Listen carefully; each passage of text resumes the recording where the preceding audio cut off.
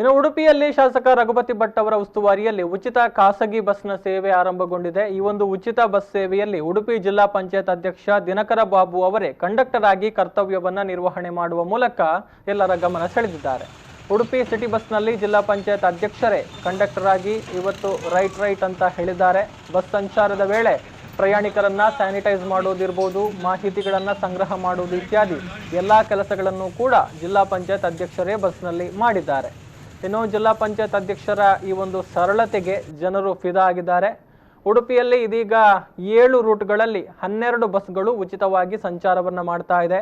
ನಾವು ಗಮನಿಸಿರಬಹುದು ಉಡುಪಿ ಶಾಸಕ ರಘುಪತಿ ಭಟ್ ಅವರ ನೇತೃತ್ವದಲ್ಲಿ ಈ ಒಂದು ಉಚಿತ ಬಸ್ ಸೇವೆ ಉಡುಪಿ ನಗರದಾದ್ಯಂತ ಆರಂಭಗೊಂಡಿದೆ। ಈ ಒಂದು ಸಂದರ್ಭದಲ್ಲಿ ಜಿಲ್ಲಾ ಪಂಚಾಯತ್ ಅಧ್ಯಕ್ಷ ದಿನಕರ ಬಾಬು ಅವರು ನಿರ್ವಾಹಕರಾಗಿ ಕರ್ತವ್ಯವನ್ನ ನಿರ್ವಹಣೆ ಮಾಡುವ ಮೂಲಕ ಈಗ ಎಲ್ಲರ ಗಮನ ಸೆಳೆದಿದ್ದಾರೆ।